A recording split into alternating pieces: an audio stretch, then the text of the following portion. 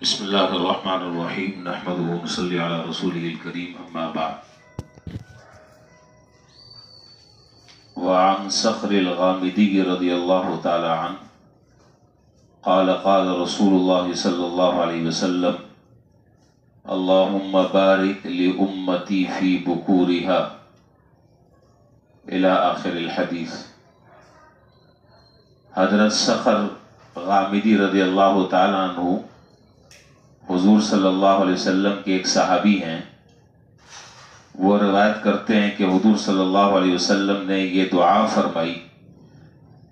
اللہم بارک لأمتی فی بکورہا، اے اللہ میری امت کے لوگوں میں ان کے صبح کے اوقات میں برکت عطا فرما۔ اے اللہ میری امت کے لوگوں میں ان کے صبح کے اوقات میں برکت عطا فرما۔ مطلب یہ کہ میری امت کے جو لوگ بھی صبح سویرے دین کا یا دنیا کا کام کریں اس کو بابرکت بنا دیں۔ اگر آپ غور کریں بہت ساری چیزوں پر تو اس نتیجے پر آپ پہنچیں گے کہ صبح کے وقت اللہ تعالیٰ گویا کہ ہر چیز کے اندر ایک روح پیدا کر دیتے ہیں جو رات کو ختم ہو چکی ہوتی ہے، صبح ایک نئی زندگی اللہ تعالیٰ عطا فرما دیتے ہیں، جلا بخشتے ہیں، اللہ تعالیٰ روح پیدا فرما دیتے ہیں۔ پھول دیکھے ہوں گے آپ نے، رات کو مرجھا جاتے ہیں، صبح ہوئی کلیاں کھل گئیں، پھول کھل گئے۔ پرندے ہیں رات سوئے، صبح ہوئی چہچہانے شروع ہو گئے، اور گھاس ہے سرسبزہ ہے، صبح ہوئی شبنم گرنی شروع ہو گئی۔ تو اگر یوں کہا جائے کہ ہر چیز کے اندر اللہ تعالیٰ ایک روح ڈال دیتے ہیں صبح سویرے کے وقت، تو یہ بات بے جا نہیں ہے، اور اس کا حسن جو ہے ہر چیز کا وہ صبح ہی کے وقت ہے۔ اگر اللہ نہ کرے آدمی اس صبح کے بابرکت وقت کو یوں ہی گوا دے جیسے کہ ہمارے ہاں، تو پھر ظاہر ہے کہ اس آدمی کا پورا دن جو ہے وہ منحوس گزرتا ہے۔ اسی لیے حضور صلی اللہ علیہ وسلم نے یہ دعا فرمائی کہ اللہ میری امت کے صبح کے اوقات میں برکت عطا فرما دے۔ اور تجربہ یہ ہے کہ جو لوگ صبح سویرے اٹھنے کے عادی ہیں اور اپنے دن بھر کے معمولات کو فجر کی نماز سے شروع کرتے ہیں یا تہجد کے وقت سے شروع کرتے ہیں، آپ دراصل ان آدمیوں کا دن وہ ذرا جائزہ لے لیں اور ان آدمیوں سے پوچھیں کہ وہ دن ان کا کیسے گزرتا ہے۔ اور ایک وہ نیستی آدمی جو اٹھتے ہی 12 بجے اور 1 بجے نہ اسے یہ پتا کہ فجر کیا ہوتی ہے، نہ وہ یہ جانتا ہے کہ فجر کی نماز کسے کہتے ہیں، نہ اس کی زبان پہ قرآن کریم کی تلاوت، نہ دعا، نہ ذکر، نہ اذکار،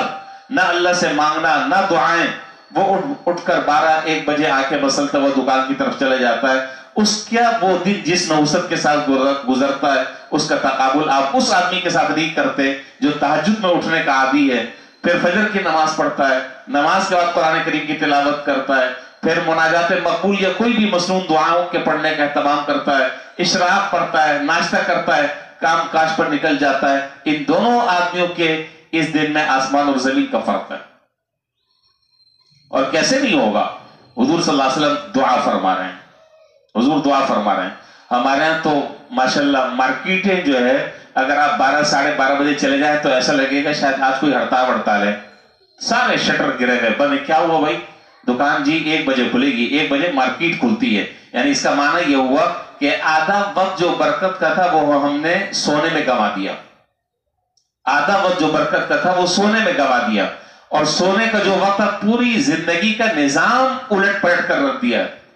اور سونے کا جو وقت تھا عشاء کی نماز کے فوراً بعد آدمی سو جائے، اور حدیث میں ترغیب دی گئی ہے اور ایک طریقے سے منع کیا گیا ہے کہ دنیا کی باتیں عشاء کے بعد کرنا پسندیدہ نہیں ہے۔ ہمارے ہاں تو ہمارے تو جملہ یہ مشہور ہے، ارے رات کو آئیں گے، رات تو اپنی ہے نا۔ تو ظاہر ہے یہ رات اپنی اس آدمی کی ہے جس کو نہ نماز کی فکر، نہ اٹھنے کی فکر، نہ دعا کی فکر، نہ تلاوت کی فکر، نہ اپنے صبح کا آغاز نماز فجر سے کرنے کی فکر۔ یہ اس کے لیے ہے کہ رات تو اپنی ہے۔ لیکن اللہ تعالیٰ جن لوگوں کو یہ فکر عطا فرماتے ہیں، جن کی یہ سوچ ہوتی ہے کہ میری زندگی میں بھی برکت آئے، میرے اوقات میں بھی برکت آئے، میرے مال میں بھی برکت آئے، وہ اپنا نظام الاوقات اور اپنا شیڈول وہ رات سے مرتب کرتے ہیں۔ وہ رات کو نہ آتے کہیں نہ جاتے ہیں، رات کو کھانا کھایا، تھوڑی دیر بیٹھے اور اس کے بعد جلدی سے سو گئے، اللہ تعالیٰ تہجد میں بھی اٹھوا دیتے ہیں، اللہ تعالیٰ فجر کی نماز بھی جماعت کے ساتھ پڑھوا دیتے ہیں، اور پورا دن ایک ترتیب کے ساتھ گزرتا ہے۔ کیا کہنا اس مبارک وقت کا۔ اگر آدمی اپنی زندگی کو اور پھر ہمارا رونا کیا ہے؟ پھر ہمارا رونا یہ کہ جی کاروبار میں بڑی مندی ہے، کاروبار ہے ہی نہیں، نحوست ہے۔ بھائی نحوست تو آپ نے پیدا کی ہے، نحوست تو آپ کے اختیار میں، بابرکت بنانا آپ کے اختیار میں۔ آپ نے آدھا وقت تو وہ سونے میں گوا دیا،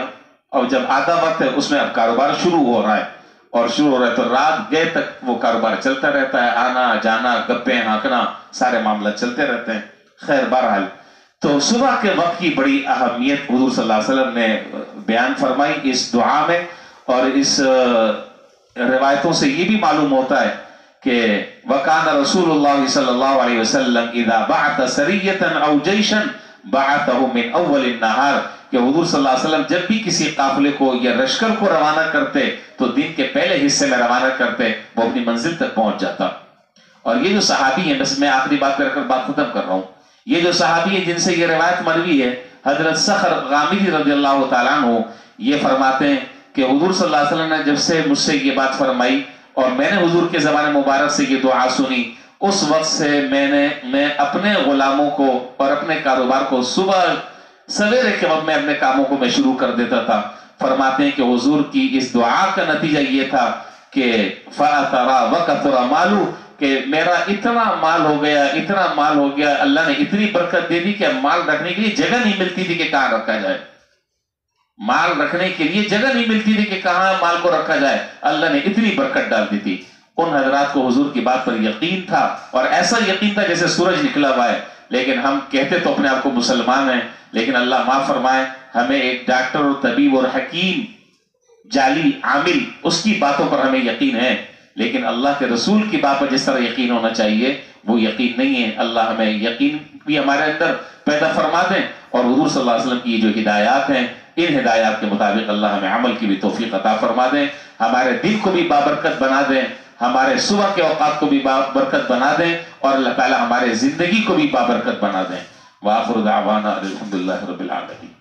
ابھی انشاءاللہ عقد نکاح ہے۔